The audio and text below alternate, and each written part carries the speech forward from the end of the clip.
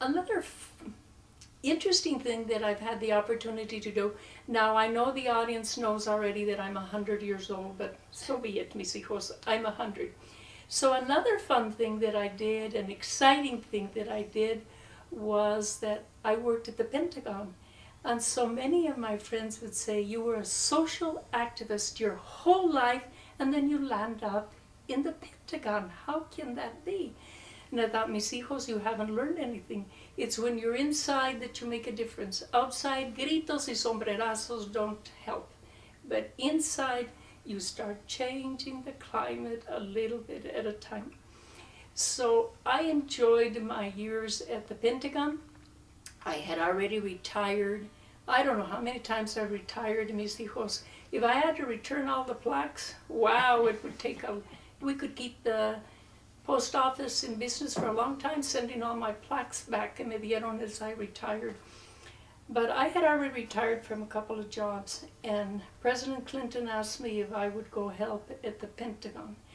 And my feeling was, what can I do at the Pentagon? I don't know anything about the military.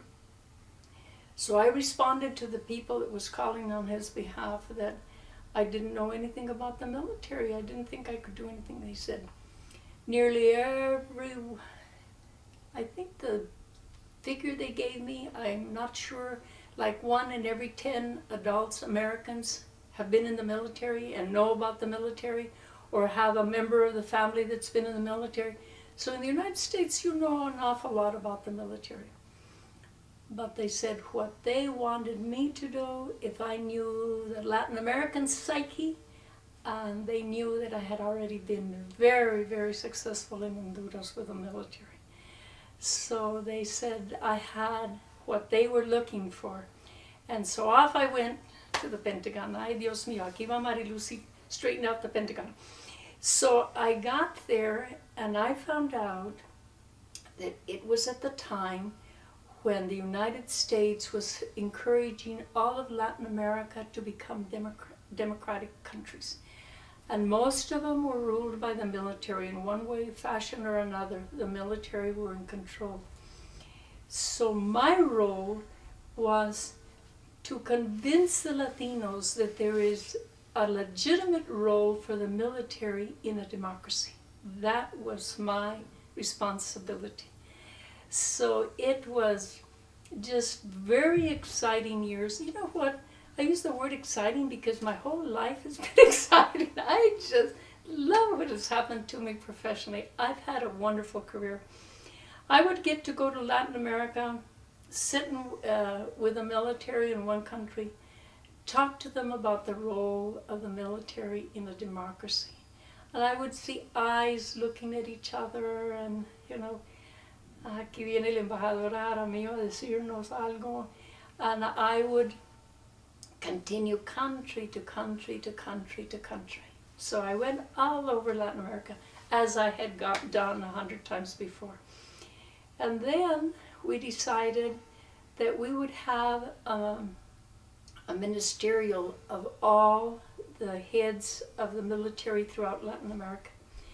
So that was an exciting time, because now I wasn't talking about it, now I was saying we have to do it. In order to have our democracies function, we have to make the military take that legitimate role that is not controlling the country, but it is out for security reasons for our country, for safety reasons. And so then I went back to many, many countries again, to all of the countries, to convince them to come. There were 2 countries that I had a little problems with. My own Mexico, that I love and adore, because they don't want the Americans bossing them. And I tried to say, it's not bossing you, it's showing the role you're already playing in your republic. But it was a little hard. So they came more or less as observers, but they participated fully. The other country, of all the countries of Latin America, was Brazil.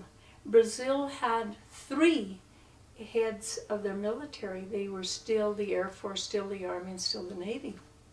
And they didn't have 1. And we could only have 1 person come. And so there was a debate there of how we could accommodate that. So we finally accommodated that the one would be chosen, and the others two would come as observers, but not to participate in the discussion. We had the most wonderful ministerial of all. It was just superb, talking about the role of the military in a democracy, with each country talking about how they were going to do this, or how they were doing it, or how they had done it before the ministerial. You know that they had done it in Honduras before. So I was very excited about that. We had a time that history is in the making, and you're there as a participant. It is wonderful. By the way, I'll tell you a personal little thing.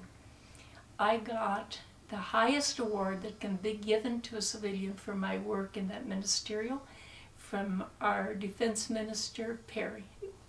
So I'm very proud of that. It was a wonderful occasion for me.